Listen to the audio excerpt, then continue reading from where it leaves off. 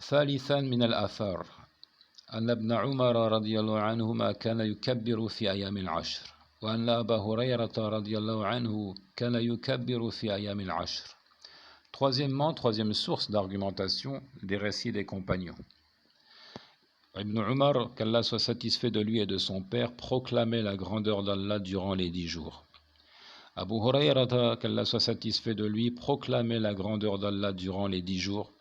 Il dit Sahahahu al-Albani fi Irwa al-Ghalil. Donc ces deux récits-là de Ibn Umar et de Abu Hurayra ont été authentifiés par l'imam al-Albani dans Irwa al-Ghalil au numéro 651. Rabi'an amalu salaf. Et enfin, quatrième source d'argumentation, la pratique, ce qui a été transmis de l'attitude de la pratique des pieux ancêtres. An Maymoun ibn Mihran قال أدركت الناس وأنهم ليكبرون في العشر حتى كنت أشبئه بالأمواج من كثرتها يقول وإن الناس قد نقصوا في تركهم التكبير رواه المروزي في أو كما قال ابن رجب في فتح الباري. Maymoun ibn Mihran dit j'ai connu les gens, c'est-à-dire j'ai été témoin de cette époque des compagnons, et ils proclamaient la grandeur d'Allah durant la décade. À tel point, dit-il, que je le comparais, c'est-à-dire je comparais ce cri de Allah est le plus grand, aux vagues en raison de leur abondance.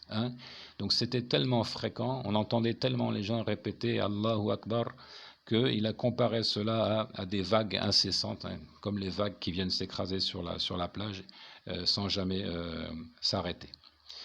Et il ajouta, les gens ont perdu à délaisser le takbir. Donc ce récit a été rapporté par le Marwazi, comme cela a été transcrit de lui par Ibn Rajab dans son Fath al-Bari.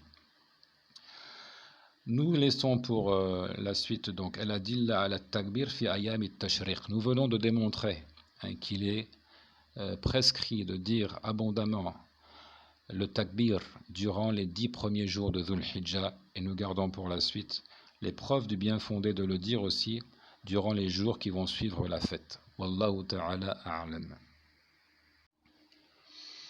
Alhamdulillah wassalatu wassalamu ala rasulillah.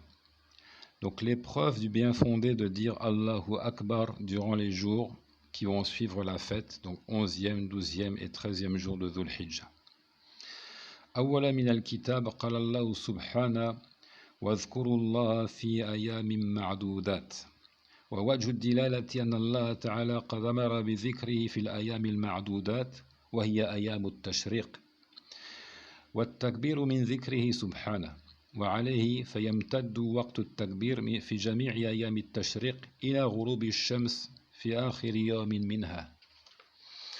Premièrement, donc les arguments extraits du livre d'Allah.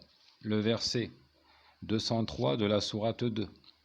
Invoquez Allah en des jours précis. Mais celui qui se hâte en 2 jours n'aura pas de péché, et celui qui s'attarde n'aura pas non plus de péché. Donc la démonstration consiste à souligner ici qu'Allah ordonne de l'évoquer durant les jours précis, et il s'agit des jours dits de At-Tashriq, c'est-à-dire le jour de la fête, puis les 3 jours qui suivent la fête. Nul doute que le takbir s'inscrit dans l'évocation d'Allah et par conséquent, il est prescrit de dire la grandeur d'Allah jusqu'au soir du 13e jour, à l'instant où le soleil se couche.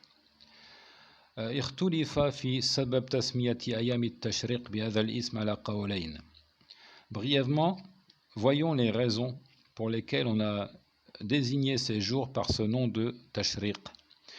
Donc ce nom construit sur la racine signifiant se lever, briller, rayonner, et qui est surtout employé donc pour parler du soleil. Il dit 2 avis ont été avancés. أحدهما أنهم كانوا يشرقون فيها لحوم الأضاحي أي يقددونها ويبرزونها للشمس فسموها أيام التشريق لذلك. Premier avis, c'est durant ces jours que les pèlerins exposaient, n'est-ce pas, la viande des bêtes immolées au soleil pour la faire sécher. Donc ils étalaient les morceaux de viande sous le soleil brillant, afin de les faire sécher, de pouvoir conserver cette viande et la manger plus tard. Donc c'est pour cela qu'on a nommé ces jours Ayyam al-Tashriq. Ça c'est un premier avis. والقول الثاني أنها سميت بذلك لأن صلاة العيد إنما تصلى بعد أن تشرق الشمس فسميت الأيام كلها بأيام التشريق تبعا لليوم الأول يوم العيد وهذا من باب تسمية الشيء باسم بعضه وهو مشهور ومعروف في اللغة. Second avis, ils furent nommés ainsi parce que la prière de la fête est réalisée après que le soleil soit levé et qu'il brille dans le ciel. Ainsi, ces jours ont reçu ce nom pour cette raison, une raison qui ne concerne en fait que le premier jour, le jour du sacrifice, le jour où on établit la prière. Et ça s'inscrit donc dans le registre de la nomination d'une chose par un de ses éléments, par une de ses portions, un principe qui est bien connu des linguistes. Donc on dit Ayyam al-Tashriq alors que ça fait allusion à un épisode qui se produit au matin du premier de ces jours-là, et qui est l'accomplissement de la prière de la fête, réalisée encore une fois après que le soleil soit levé et lorsque le soleil brille dans le ciel. ثانيا من السنة الأدلة من السنة أن نبيش الهذلي رضي الله عنه أن النبي صلى الله عليه وسلم قال أيام التشريق أيام أكل وشرب وذكر لله رواه مسلم. Deuxièmement, les arguments extraits de la sunna, des narrations du messager d'Allah sallallahu alayhi wa sallam. Selon Nubaysh al-Huzali, le prophète, à lui les éloges et le salut, a dit: les jours de Tashriq sont des jours pendant lesquels on mange, on boit et on se rappelle d'Allah. Des jours pendant lesquels donc on mange, on boit et aussi on évoque abondamment Allah. Le récit est rapporté par Muslim, numéro 1141. ووجه الدلالة قوله وذكر لله فأطلق ولم يقيد بأدبار الصلوات والتكبير من ذكر الله ويمتد وقته إلى غروب الشمس من آخر يوم من أيام التشريق. Donc la démonstration ici, elle consiste à dire l'évidence réside dans sa parole et des jours d'évocation d'Allah. Car il a usé de termes généraux sans aucune restriction, sans dire que ça ne se fait qu'à la suite des prières obligatoires. Donc le takbir est bel et bien une litanie et une manière d'évoquer Allah, et donc il est concerné par ce récit.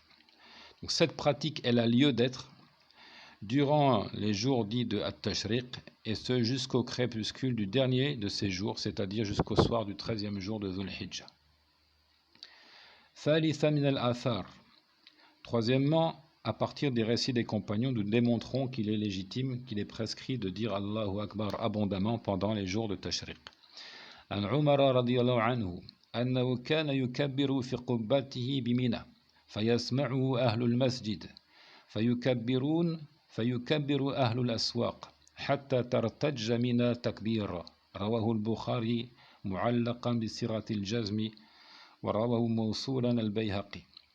Donc parmi ces récits de Umar ibn al-Khattab, qu'Allah soit satisfait de lui, il proclamait la grandeur d'Allah sous sa tente à Mina. Les gens de la mosquée l'entendaient de sorte qu'ils proclament à leur tour la grandeur d'Allah. Dès lors, les gens des marchés avoisinants se mettaient à proclamer la grandeur d'Allah jusqu'à ce que Mina tressaille sous les cris de Allahu Akbar. وعن ابن عمر رضي الله عنهما أنه كان يكبر بمنى تلك الأيام وخلف الصلوات وعلى فراشه وفي فسطاته ومجلسه وممشاه تلك الأيام جميعا. Également de son fils, donc, Ibn Umar, Abdullah ibn Umar, qu'Allah soit satisfait de lui et de son père, on a rapporté. Il proclamait la grandeur d'Allah à Mina durant ses jours, et suite aux prières obligatoires, et sur son lit, et sous sa tente en peau de bête, et dans son assise et en marchant pendant tous ces jours-là. Donc ces récits des compagnons, donc de Omar et de son fils Abdullah, ont été rapportés par Al-Bukhari, certes sans chaîne de transmission, mais dans des termes qui laissent entendre que pour l'imam, donc ils sont à considérer, et ils sont authentiques. Et ils ont été rapportés aussi avec des chaînes de transmission continue par d'autres, comme Al-Bayhaqi ou encore Ibn al-Munzir ou encore Ibn Hajar. Il dit ici يبتدئ التكبير المقيد من صلاة فجر يوم عرفة العصر آخر أيام التشريق أي اليوم الثالث عشر وهذا مذهب الحنابلة وقول أبي يوسف محمد بن الحسن من الحنفية وقول للشافعية وقالت به طائفة من السلف واختاره ابن المنذر والنووي وابن تيمية وابن حجر وابن باز وابن عثيمين وحكي الإجماع على ذلك. Donc à présent, nous venons de traiter donc de la proclamation de la grandeur d'Allah de manière absolue, sans restriction, en disant tout d'abord, dans le premier enregistrement, il est légitime de le dire pendant les 10 premiers jours. Et ici, nous avons démontré à travers des preuves qu'il est légitime de le dire encore jusqu'à la fin du 13e jour, donc pendant les jours dits de Tashriq. Et ici, à présent, nous parlons de ce que nous avions dit être une proclamation de la grandeur d'Allah restreinte, muqayyad, avec des restrictions. Il dit cette façon de faire, donc, elle débute avec la prière de l'aube du jour de Arafat et elle se poursuit jusqu'après le Asr, deux derniers des jours de Tashriq, donc jusqu'au soir du 13e jour. C'est l'école des Hanbalites, c'est l'avis aussi parmi les Hanafites de Abu Yusuf Muhammad ibn al-Hassan.